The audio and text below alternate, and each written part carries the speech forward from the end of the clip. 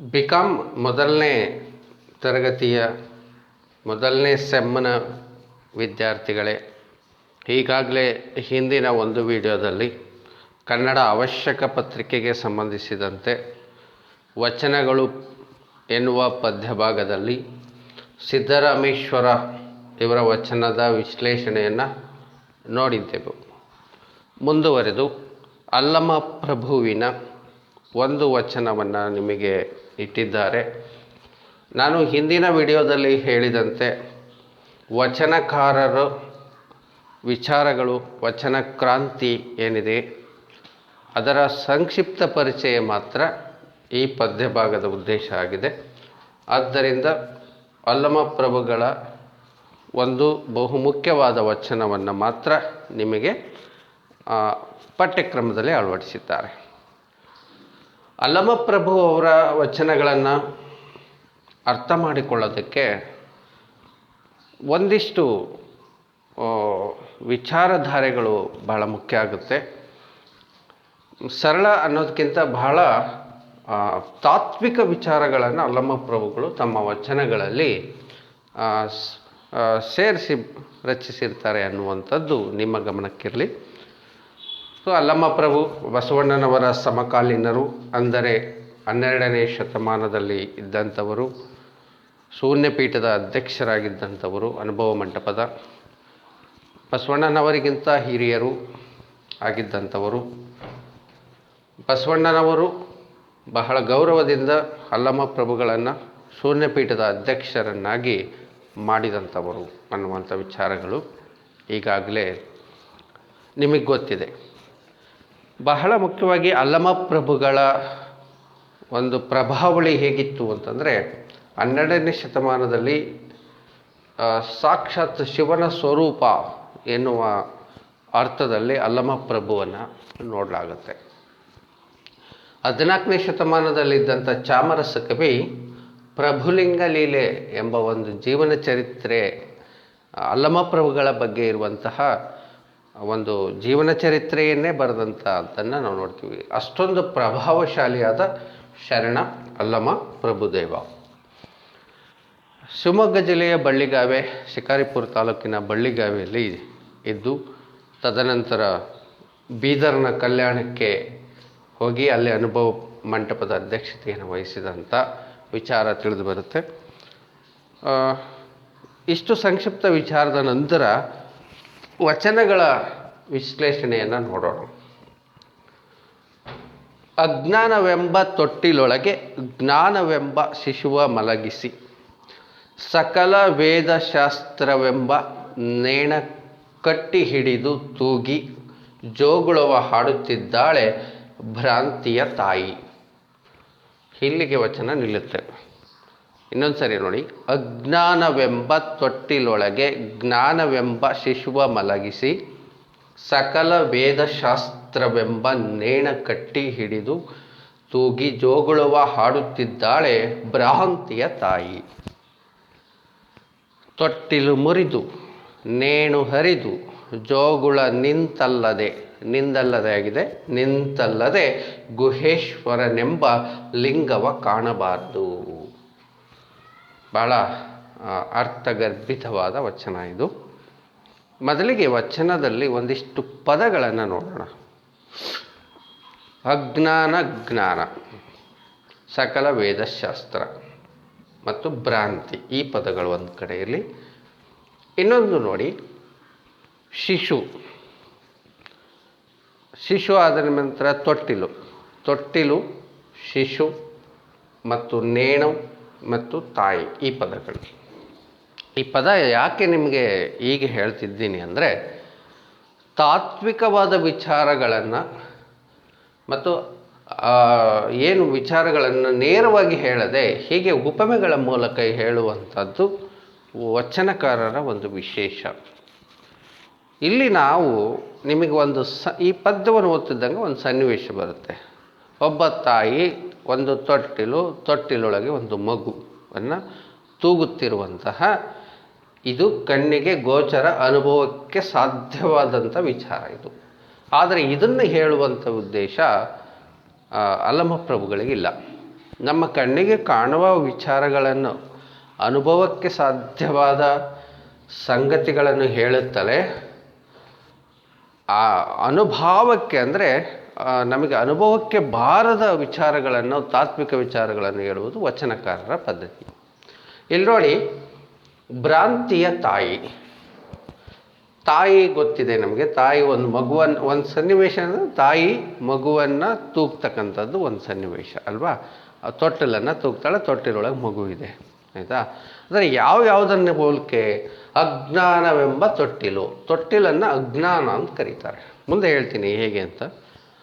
ಅದರ ಒಳಗೆ ಜ್ಞಾನವೆಂಬ ಶಿಶು ಇದೆ, ಮಗು ಇದೆ. ಹೋಲಿಕೆ ನೋಡಿ, ಶಿಶುವನ್ನು ಜ್ಞಾನ ಅಂತಾರೆ. ಸಕಲ ವೇದಶಾಸ್ತ್ರವೆಂಬ ನೇಣು. ವೇದಗಳು, ಶಾಸ್ತ್ರಗಳು ಅಂತ ಏನಿದಾವಲ್ಲ, ಅವೆಲ್ಲವೂ ನೇಣು. ಅಂದರೆ ಹಗ್ಗ. ಅಂದರೆ ತೊಟ್ಟಿಲಿಗೆ ಮಗು ಹೋಗಬಾರ್ದು ಅಂತೇಳಿ ತೂಗೋದಕ್ಕೆ ಕಟ್ಟಿರುವಂತಹ ಒಂದು ನೇಣದು, ಹಗ್ಗ ಅದು. ಆಮೇಲೆ ಭ್ರಾಂತಿಯ ತಾಯಿ. ಭ್ರಾಂತಿ ಅನ್ನೋದು ತಾಯಿ ಅನ್ನುವಂಥದ್ದು, ತಾಯಿಗೆ ಹೋಲಿಕೆ. ಅದೇನು ಮಾಡ್ತಿದೆ? ಜೋಗುಳವ ಹಾಡುತ್ತಿದೆ ಅನ್ನುವಂಥದ್ದು ಇಷ್ಟು. ಇಲ್ಲಿ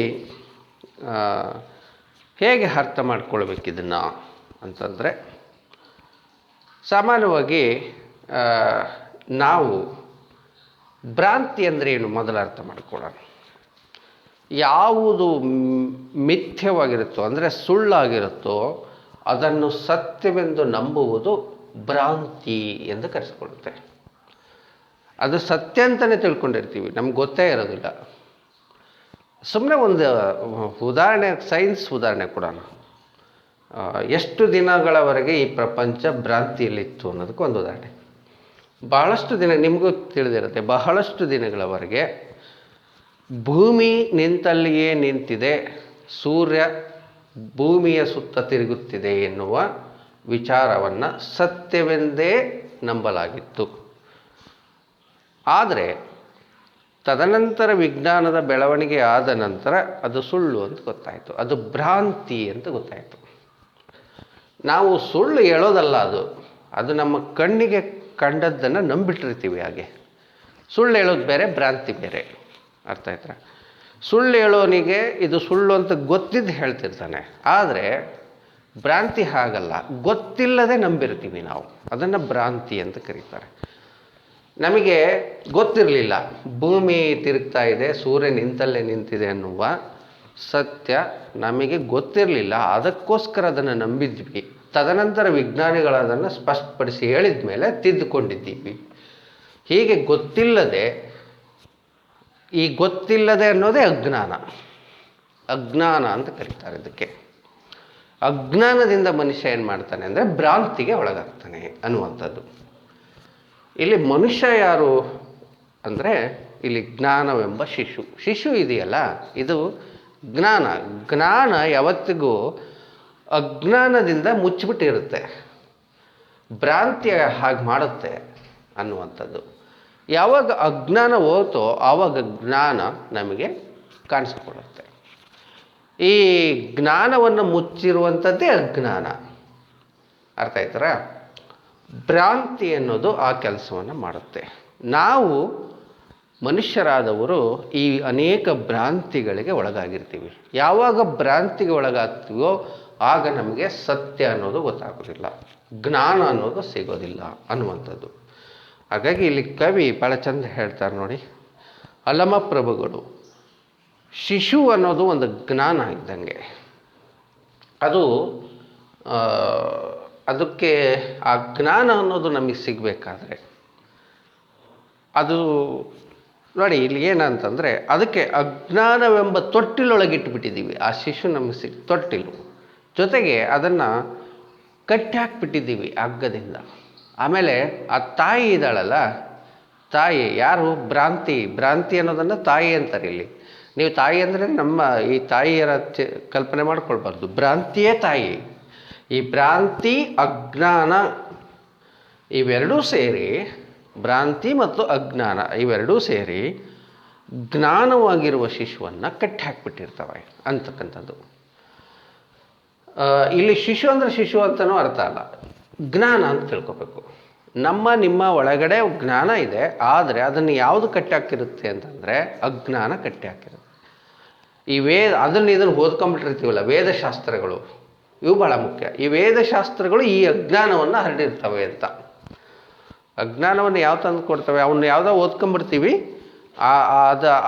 ಅದನ್ನೇ ಜ್ಞಾನ ಅಂತ ತಿಳ್ಕೊಳ್ತೀವಿ, ಅದೇ ಸತ್ಯ ಅಂತ ತಿಳ್ಕೊಳ್ತೀವಿ.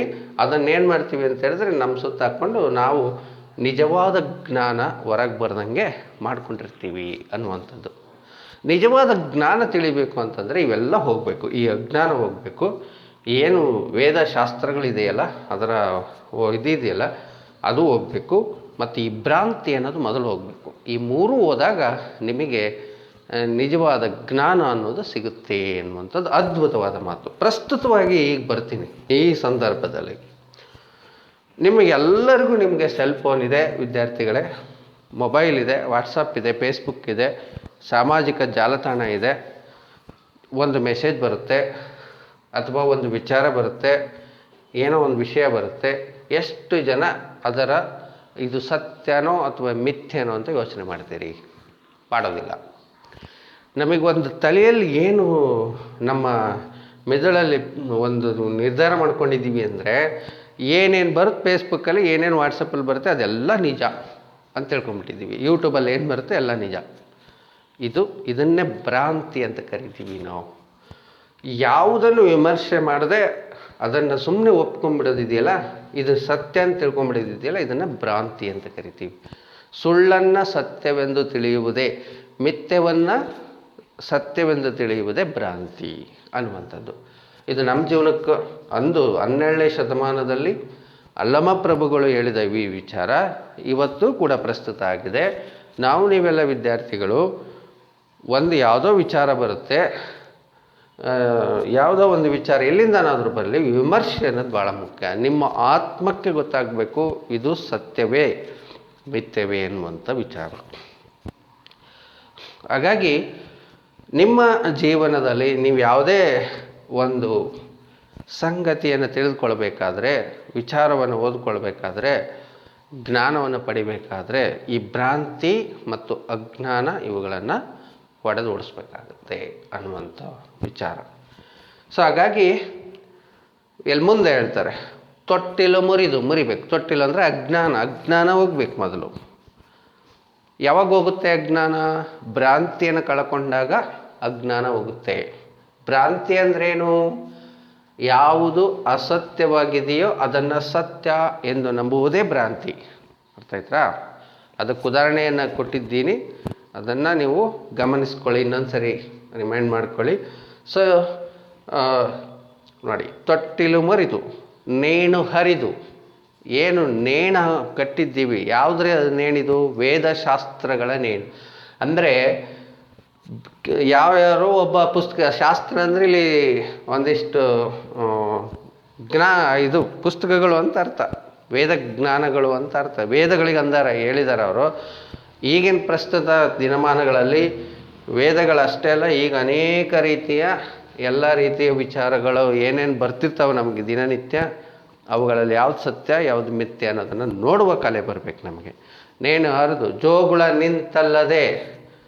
ಈ ಜೋಗುಳ ಅಂತಂದರೆ ಅದೇ ಈ ಅವುಗಳ ವಿಚಾರ ಭಾಳ ಜೋರಾಗಿ ನಿಮ್ಮ ಕಿವಿಗೆ ಬೀಳ್ತಾ ಇರ್ತದೆ. ಅದು ಜೋಗುಳ ಥರ. ಅದು ನಿಂತಲ್ಲದೆ ಗುಹೇಶ್ವರನೆಂಬ ಲಿಂಗವ ಕಾಣಬಾರದು. ಈ ಗುಹೇಶ್ವರ ಅನ್ನೋ ದೇವರು ನಿಮಗೆ ಕಾಣಿಸೋದಿಲ್ಲ ಅನ್ನುವಂಥದ್ದು. ಈ ಅಂತಿಮ ಸಾಲು ಭಾಳ ಮುಖ್ಯ. ದೈವ ಸಾಕ್ಷಾತ್ಕಾರ ಆಗಬೇಕಾದ್ರೆ, ದೇವರನ್ನು ಒಳಗಡೆ ಅನುಭವಿಸಬೇಕಾದ್ರೆ, ಯಾಕಂದ್ರೆ ಅದು ನೋಡೋದಲ್ಲ. ಭಾಳಷ್ಟು ಜನ ಏನಂದರೆ ದೇವರಂದರೆ ಎದುರುಗಡೆ ನಮ್ಮಂಗೆ ಮನುಷ್ಯನ ಥರ ಇರ್ತಾನೆ, ಅವನು ಪ್ರತ್ಯಕ್ಷ ಆಗ್ತಾನೆ ಅನ್ನುವಂಥ ನಂಬಿಕೆ ಇದೆ. ಅದಲ್ಲ. ದೈವ ಅನ್ನೋದು ಒಂದು ಅನುಭವ. ಅದು ಒಬ್ರಿಗಾದದ್ದನ್ನು ಇನ್ನೊಬ್ರಿಗೆ ತೋರಿಸೋದು ಕಷ್ಟ ಅಲ್ವಾ? ಈಗೇನಾದರೂ ನಿಮಗೆ ಅನುಭವಕ್ಕೆ ಬಂದರೆ ಕೆಲವೊಂದು ತೋರ್ಸೋಕ್ಕಾಗೋದಿಲ್ಲ. ನೋವು, ನಿಮಗಾಗಿರೋ ನೋವು ಇನ್ನೊಬ್ರಿಗೆ ತೋರ್ಸೋಕ್ಕಾಗೋದಿಲ್ಲ, ಅನುಭವಿಸ್ಬೋದು ಅಷ್ಟೇ. ನೀವು ತಿಂದಿರೋ ಯಾವುದಾದ್ರೂ ರುಚಿ, ಸಿಹಿನೋ ಕಹಿನೋ ಅನುಭವಿಸ್ಬೋದು ಅಷ್ಟೇ, ಅದನ್ನ ಇನ್ನೊಬ್ರಿಗೆ ಹೇಳೋಕ್ಕಾಗೋದಿಲ್ಲ. ಹೀಗೆ ದೈವ ಅನ್ನೋದು ಕೂಡ ಒಂದು ಅನುಭವ ಅಲ್ವಾ? ಅದನ್ನು ಇನ್ನೊಬ್ರಿಗೆ ತೋರಿಸಿ ಅಂದರೆ ಆಗೋದಿಲ್ಲ ಅದು ನಿಮಗೇ ಅನುಭವ ಆಗಬೇಕದು. ಗುಹೇಶ್ವರನೆಂಬ ಲಿಂಗವ ಕಾಣಬ. ಗುಹೇಶ್ವರ ಅನ್ನೋದೊಂದು ಅಲ್ಲಮ ಪ್ರಭುಗಳ ಅಂಕಿತನಾಮ. ಅದು ದೈವಕ್ಕೆ ಒಂದಿಟ್ಟುವಂಥ ಗುರುತು. ಸರಿ, ಇಷ್ಟೆಲ್ಲ ವಚನ ಹೇಳಿದ ಮೇಲೆ ಅವರು ಈ ದೈವ ಅನ್ನುವಂಥ ಸಾಕ್ಷಾತ್ಕಾರ ನಮ್ಗೆ ಆಗಬೇಕಾದ್ರೆ, ಲಿಂಗ ಅನ್ನೋದು ಕಾಣಬೇಕಾದ್ರೆ, ಆ ಜ್ಞಾನವನ್ನು ಪಡಿಬೇಕಾದ್ರೆ ನಾವೇನು ತಿಳ್ಕೊಂಡಿದ್ದೀವಲ್ಲ ಅಜ್ಞಾನ ಎಲ್ಲ ಹೋಗಬೇಕು. ಈಗ ದೇವರ ಬಗ್ಗೆ ನಮ್ಗೆ ಅಜ್ಞಾನಗಳೇ ಇರೋದು, ಸಿಕ್ಕಾಪಟ್ಟೆ ಅಜ್ಞಾನಗಳಿದೆ. ದೇವರು ಅಂದರೆ ಏನು ಅಂತ ಯಾರು ಪ್ರಶ್ನೆ ಕೇಳಿದರೆ ಅದ್ರ ಬಗ್ಗೆ ನಮ್ಗೆ ಗೊತ್ತಿರೋದು ಅಜ್ಞಾನವೇ, ಜ್ಞಾನ ಅಲ್ಲ. ಅರ್ಥ ಆಯ್ತಾ? ಹೇಳಕ್ಕೆ ಸ್ಟಾರ್ಟ್ ಮಾಡಿ. ದೇವರು ಅಂದರೆ ಹಿಂಗಿರಬೇಕು, ಪರಾಕ್ರಮಶಾಲಿ, ಆತ ಎಲ್ಲರಿಗೂ ಎಲ್ಲವನ್ನೂ ಕೊಡುವವನು, ನಾವೇನು ಕೇಳ್ತೀವೋ ಅದನ್ನು ಕೊಡುವಂಥವನು ದೇವರು. ಈಗೆಲ್ಲ ತಪ್ಪು ಕಲ್ಪನೆ ಇದೆ. ಈ ತಪ್ಪು ಕಲ್ಪನೆಯಿಂದನೇ ನಮಗೆ ಇಷ್ಟೆಲ್ಲ ದೇವಾಲಯಗಳು ಅವೆಲ್ಲ ಸೃಷ್ಟಿಯಾಗಿರೋದು ಅಲ್ವಾ? ಏನಂತಂದರೆ ನಮ್ಮಲ್ಲಿ ನಮಗೇನು ಕಷ್ಟ ಬರುತ್ತೋ ಅದನ್ನೆಲ್ಲ ಪರಿಹಾರ ಮಾಡೋನು ದೇವರು. ಮತ್ತು ನಮಗೆ ಏನು ಇಲ್ಲೋ ಅದನ್ನೆಲ್ಲ ಫುಲ್ಫಿಲ್ ಮಾಡೋನು, ನಮ್ಮ ಜೀವನಕ್ಕೆಲ್ಲ ತಂದು ಕೊಡೋನು ದೇವರು ಅನ್ನುವಂಥ ಅಜ್ಞಾನನೇ ಇವೆಲ್ಲ. ಇವನ್ನೆಲ್ಲವನ್ನು ಕೂಡ ಈ ಶಾಸ್ತ್ರಗಳು ಅನ್ನೋದು ತಲೆಗೆ ತುಂಬಿದೆ. ದಿನ ಟಿ ವಿ ಒಳಗೆ ಹಾಕಿ, ಟಿ ವಿ ಹಾಕಿದ ತಕ್ಷಣ ಸ್ಟಾರ್ಟ್ ಮಾಡ್ತಾರೆ ಅವರು ಅಲ್ವಾ? ಈ ದೇವ್ರಿಗೆ ಹೋಗಿ ಹಿಂಗೆ ಮಾಡಿ ನಿಮ್ಗೆ ಇದು ಸಿಗುತ್ತೆ, ನಿಮ್ಗೆ ಒಳ್ಳೆಯದಾಗತ್ತೆ. ಸೊ ಅವನ್ನೆಲ್ಲ ಕೇಳ್ಕೊಂಡಿರೋ ನಾವು ಅಜ್ಞಾನದಲ್ಲಿ ಬಿದ್ದಿದ್ದೀವಿ. ಅಂದರೆ ದೈವ ಅನ್ನೋದು ಒಂದು ಅನುಭವ ಮಾತ್ರ. ಅದು ಯಾರಿಗೋ ಅನುಕೂಲ ಮಾಡೋದಕ್ಕೆ, ಲಾಭ ಮಾಡೋದಕ್ಕೆ ಇರುವಂತಹ ಒಂದು ಸಾಧನ ಅಲ್ಲ ದೈವ. ಈಗ ದೇವರು ಅಂದ್ರೇನು, ದೈವ ಅಂದ್ರೇನು ಅದನ್ನು ನೋಡೋಣ. ದಿವ ಪದದಿಂದ ದೇವ ಬಂದಿದೆ. ದಿವದಿಂದ ದೇವರು ಅನ್ನುವಂಥ ಪದ ಬಂದಿದೆ. ದಿವ ಅಂದ್ರೇನು? ಬೆಳಕು. ಅರ್ಥ ಆಯ್ತಾರೆ? ಬೆಳಕು ಅಷ್ಟೇ. ಬೆಳಕು ಅನ್ನೋದಕ್ಕೆ ಏನೇನೆಲ್ಲ ಅರ್ಥ ಇದೆ ಅದೆಲ್ಲ ನಿಜನೇ. ಬೆಳಕು ಅಂತಂದರೆ ಜ್ಞಾನ, ಬೆಳಕು ಅಂದರೆ ಸ್ವತಂತ್ರ, ಬೆಳಕು ಅಂತ ಹೇಳಿದ್ರೆ ಸ್ವಾತಂತ್ರ್ಯ, ಭಾಳಷ್ಟು ಅರ್ಥಗಳಿದೆ ಬೆಳಕಿಗೆ ಅಲ್ವಾ? ಅದೆಲ್ಲ ಪ್ರೀತಿ. ಬೆಳಕು ಅಂದರೆ ಇನ್ನೊಂದು ಪ್ರೀತಿ, ಹೌದಾ? ಇದೆಲ್ಲವೂ ದೈವ. ಸೊ ಹಾಗಾಗಿ ನಾವು ಯೋಚನೆ ಮಾಡಬೇಕಾಗಿರೋ ರೀತಿ ಈ ರೀತಿಯಲ್ಲಿ. ಹಾಗಾಗಿ ದೇವರು ಅನ್ನುವಂಥ ಕಲ್ಪನೆ ನಮ್ಮಲ್ಲಿ ಬರಬೇಕಾದದ್ದು ಈ ಅರ್ಥದಲ್ಲಿ. ಬೆಳಕದೊಂದು ಜ್ಞಾನ. ನೀವು ಓದ್ತಿರಲ್ಲ, ವಿದ್ಯಾವಂತರಾಗ್ತಿರಲ್ಲ, ಅದು ದೈವ ಅದು ಅಲ್ವಾ? ಅದೇ ಮತ್ತು ಮಿಥ್ಯ ಜ್ಞಾನ ಅಲ್ಲ, ಸುಳ್ಳು ಜ್ಞಾನ ಅಲ್ಲ. ನಾವು ಅನೇಕ ಸುಳ್ಳು ಶಾಲೆಗಳಲ್ಲಿ ಕಾಲೇಜುಗಳಲ್ಲಿ ಕೂಡ ಅನೇಕ ಶಾಸ್ತ್ರಗಳಲ್ಲಿ ಸುಳ್ಳನ್ನು ಕೆಲವು ಸಂದರ್ಭದಲ್ಲಿ ಬೋಧಿಸ್ತಿದ್ದೀವಿ ಕೂಡ ಅಲ್ವಾ? ಹಾಗಾಗಿ ನಮ್ಮ ಏನು ಅನೇಕ ಶಾಸ್ತ್ರಗಳಿದೆ, ಬಹುತೇಕ ಶಾಸ್ತ್ರಗಳು ಹೇಳುವಂಥದ್ದು ಬಹಳಷ್ಟು ಸುಳ್ಳು ಅನ್ನುವಂಥ ವಿಚಾರಗಳು ಇದೆ. ಅವನ್ನೆಲ್ಲ ಹೇಳ್ಬೋದು. ಸೈನ್ಸ್ ಕೂಡ ಕೆಲವೊಂದು ಸಾರಿ ಸುಳ್ಳು ಹೇಳುತ್ತೆ. ನಾವು ಸೈನ್ಸ್ ಭಾಳ ವಿಶ್ವಾಸಾರ್ಹವಾದದ್ದು, ವಸ್ತುನಿಷ್ಠವಾದದ್ದು ಅಂತ ನಾವು ಹೇಳ್ತೀವಿ. ಆದರೆ ಸೈನ್ಸು ಕೂಡ ಸುಳ್ಳು ಹೇಳಿದ ಉದಾಹರಣೆಗಳಿದೆ ಅನ್ನುವಂಥದ್ದನ್ನು ನಾವು ನೋಡ್ಬೋದು, ಹೌದಾ? ಹಾಗಾಗಿ ಈ ಎಲ್ಲ ಶಾಸ್ತ್ರಗಳ ಕೇವಲ ಲೌಕಿಕ ಜೀವನದ ಬಗ್ಗೆ ಇರೋವಂಥದ್ದು. ಆದರೆ ಇಲ್ಲಿ ಅಲ್ಲಮ ಪ್ರಭು ಹೇಳ್ತಾರೆ, ಇಂಥ ಎಲ್ಲ ಶಾಸ್ತ್ರ ವೇದಗಳು, ವೇದ ಅಂದರೆ ಜ್ಞಾನ ಅಲ್ವಾ? 4 ವೇದಗಳು ಅಂತಲೂ ಅರ್ಥ, ಜ್ಞಾನ ಅಂತ ಅರ್ಥ. ಈ ವೇದ ಜ್ಞಾನಗಳ ಶಾಸ್ತ್ರಗಳು ಏನಿದಾವಲ್ಲ, ಇಂಥವನ್ನೆಲ್ಲ ಬಿಟ್ಟು ಶುದ್ಧವಾಗಿ ದೇವರು ಅನ್ನೋದನ್ನು ಅನುಭವಕ್ಕೆ ನೀವೇ ಸ್ವಯಂ ತಗೊಳ್ಕೋಬೇಕು, ಯಾರೂ ತೋರಿಸೋದಿಲ್ಲ ಅದನ್ನು ಅನ್ನುವಂಥದ್ದು ಅರ್ಥದಲ್ಲಿ ಈ ಪದ್ಯ ಇದೆ. ಅಜ್ಞಾನವೆಂಬ ತೊಟ್ಟಿಲೊಳಗೆ ಜ್ಞಾನವೆಂಬ ಶಿಶುವ ಮಲಗಿಸಿ ಸಕಲ ವೇದಶಾಸ್ತ್ರವೆಂಬ ನೇಣ ಕಟ್ಟಿ ಹಿಡಿದು ತೂಗಿ ಜೋಗುಳುವ ಆಡುತ್ತಿದ್ದಾಳೆ ಭ್ರಾಂತಿಯ ತಾಯಿ. ಅದಕ್ಕಾಗಿ ಮತ್ತೊಮ್ಮೆ ಹೇಳ್ತಾ ಇದ್ದೀನಿ, ಈ ಪದಗಳನ್ನು ಫಸ್ಟ್ ನೆನ್ಪಿಟ್ಕೊಳ್ಳಿ. ಇದರಲ್ಲಿ ಏನೇನು ಹೋಲಿಕೆಗಳಿದೆ ಅನ್ನೋದನ್ನು ಭಾಳ ಮುಖ್ಯವಾಗಿ ನೆನ್ಪಿಟ್ಕೊಳ್ಳಿ. ಅಜ್ಞಾನವನ್ನು ತೊಟ್ಟಿಲಿಗೆ ಹೋಲಿಸಲಾಗಿದೆ, ಜ್ಞಾನವನ್ನು ಶಿಶುವಿಗೆ ಹೋಲಿಸಲಾಗಿದೆ, ಸಕಲ ವೇದಶಾಸ್ತ್ರಗಳನ್ನು ನೇಣು ಅಂದರೆ ಹಗ್ಗಕ್ಕೆ ಹೋಲಿಸಲಾಗಿದೆ ಅಲ್ವಾ? ಆಮೇಲೆ ಭ್ರಾಂತಿಯನ್ನು ತಾಯಿಗೆ ಹೋಲಿಸಲಾಗಿದೆ. ಹೋಲಿಕೆ ಇದೆ ಎರಡೆರಡು. ಒಂದು ಕಡೆ ಅವನ ಪಟ್ಟಿ ಮಾಡಿ, ಹೋಲಿಸಲಾದ ವಸ್ತುವನ್ನು ಪಟ್ಟಿ ಮಾಡಿ ಅಲ್ವಾ? ಯಾವುದಕ್ಕೇನು ಹೋಲಿಕೆ. ಸೊ ಕೊನೆಗೆ ಹೇಳ್ತಾರೆ ಎಲ್ಲವೂ ಹೋಗ್ಬೇಕಿವು ಅಂತ. ಯಾವ್ಯಾವು? ತೊಟ್ಟಿಲು ಹೋಗಬೇಕು, ನೇಣು ಹೋಗಬೇಕು, ಜೋಗಳ ಹೋಗ್ಬೇಕು. ಈ 3 ಹೋಗಬೇಕು, ಒಂದು ಉಳ್ಕೋಬೇಕು. ಯಾವುದು ಅಂತಂದರೆ ಶಿಶು. ಶಿಶು ಅಂದರೆ ಜ್ಞಾನ. ಶಿಶು ಅಂದರೆ ಜ್ಞಾನ. ಜ್ಞಾನ ಮಾತ್ರ ಉಳ್ಕೊಳ್ಬೇಕು. ಈ ಜ್ಞಾನದ ಸುತ್ತ ಇರುವ ಈ ಅಜ್ಞಾನ ಅನ್ನುವಂಥದ್ದು, ಈ ಭ್ರಾಂತಿ ಅನ್ನುವಂಥದ್ದು, ಈ ವೇದಶಾಸ್ತ್ರಗಳೆಂಬ ಹಗ್ಗ ಇವೆಲ್ಲವೂ ನಾಶ ಆಗಬೇಕು. ಆಗ ನಮಗೆ ದೈವ ಸಾಕ್ಷಾತ್ಕಾರ ಆಗುತ್ತೆ. ಅದನ್ನೇ ದೈವವನ್ನು ಕಾಣುವುದೇ ಜ್ಞಾನ. ಇಲ್ಲಿ ಅರ್ಥ ಆಯ್ತು, ದೈವವನ್ನು ಕಾಣುವುದೇ ಜ್ಞಾನ. ಆದರೆ ನಾವು ಯಾವುದಾದೋ ಜ್ಞಾನ ಅಂದ್ಕೊಂಡ್ಬಿಟ್ಟಿದ್ದೀವಿ, ಬೇರೆ ಬೇರೆದೆಲ್ಲವೂ ಜ್ಞಾನ ನಮಗೆ. ಕಂಪ್ಯೂಟರ್ ಕಲ್ತ್ರೆ ಅದನ್ನು ಜ್ಞಾನ ಅಂತೀವಿ. ಜ್ಞಾನ ಅಲ್ಲ, ಅದು ತಿಳುವಳಿಕೆ ಅಷ್ಟೇ. ಅದು ತಿಳುವಳಿಕೆ. ಕಂಪ್ಯೂಟರ್ ಕಲ್ತಿದ್ದೀರಿ, ಕಾಮರ್ಸ್ ಕಲ್ತಿದ್ದೀರಿ, ಆರ್ಟ್ಸ್ ಕಲ್ತಿದ್ದೀರಿ, ಇನ್ನೊಂದೇನು ಅಂತಂದರೆ ಅದು ಕೇವಲ ಅದು ಅರಿವು ಅಷ್ಟೇ. ಅದು ಲೌಕಿಕ ಜೀವನ ಮಾಡೋದಕ್ಕೆ, ಹೊಟ್ಟೆ ತುಂಬಿಸ್ಕೊಳ್ಳೋದಕ್ಕೆ, ಉಣ್ಣೋದಕ್ಕೆ. ಇದಿಷ್ಟಷ್ಟೇ ಜೀವನ ಅಲ್ಲ. ಮನುಷ್ಯನ ಜೀವನ ಇದಕ್ಕಿಂತ ದೊಡ್ಡದಿದೆ. ಹಾಗಾಗಿ ಮನುಷ್ಯನ ಜೀವನದ ಅಂತಿಮ ಗುರಿ ದೈವ ಸಾಕ್ಷಾತ್ಕಾರ ಅಂತ ಹೇಳ್ತಾರೆ ವಚನಕಾರರು. ಆ ದೈವ ಪಡೆಯುವ ಜ್ಞಾನ ಇದೆಯಲ್ಲ, ಅದನ್ನು ಜ್ಞಾನ ಅಂತ, ಶ್ರೇಷ್ಠ ಜ್ಞಾನ ಅಂತಾರೆ. ಸೊ ಆ ಜ್ಞಾನ ನಿಮಗೆ ಸಿಗಬೇಕಾದ್ರೆ ಹೀಗಿರಬೇಕು ಅನ್ನುವಂಥದ್ದನ್ನು ಹೇಳ್ತಾರೆ ಅನ್ನುವಂಥದ್ದು. ಮುಂದಿನ ವಿಡಿಯೋದಲ್ಲಿ ನಾನು ಅಂಬಿಗರ ಚೌಡಯ್ಯ ಅವರ ಕುರಿತು ಒಂದಿಷ್ಟು ವಿಚಾರಗಳನ್ನು ವ್ಯಕ್ತಪಡಿಸ್ತೀನಿ. ಏನಾದರೂ ಅನುಮಾನಗಳು ಇದ್ದರೆ ಖಂಡಿತ ಕಾಮೆಂಟ್ ಮುಖಾಂತರ ಮಾಡಿ ತಿಳಿಸಿ, ನಾನು ಅದಕ್ಕೆ ಪರಿಹಾರ ಮಾಡ್ತೀನಿ. ಮೊದಲು ಯೂಟ್ಯೂಬಿಗೆ ಸಬ್ಸ್ಕ್ರೈಬ್ ಆಗಿ, ಸಾಹಿತ್ಯಾನುಭವ ಅನ್ನುವಂಥದ್ದು ಯೂಟ್ಯೂಬ್ ನಂದು, ಅದಕ್ಕೆ ಸಬ್ಸ್ಕ್ರೈಬ್ ಆಗಿ ಇಂಥ ವಿಡಿಯೋಗಳನ್ನು ಅನೇಕ ಹಾಕ್ತಾಯಿರ್ತೀವಿ. ಮತ್ತು ನಿಮ್ಮ ವಾಟ್ಸಪ್ ಗ್ರೂಪಲ್ಲೂ ಕೂಡ ಇಂಥ ವಿಡಿಯೋಗಳನ್ನು ನಾನು ಶೇರ್ ಮಾಡ್ತಿರ್ತೀನಿ. ಅವನ್ನು ನೋಡಿ ಮತ್ತು ನಿಮಗೆ ನೋಟ್ಸ್ ಮಾಡ್ಕೊಳ್ಳಿ. ಏನು ಅರ್ಥ ಆಗಲಿಲ್ಲ ಮತ್ತೊಮ್ಮೆ ಕೇಳಿ ಅಂತ ಹೇಳ್ತಾ ಧನ್ಯವಾದಗಳು.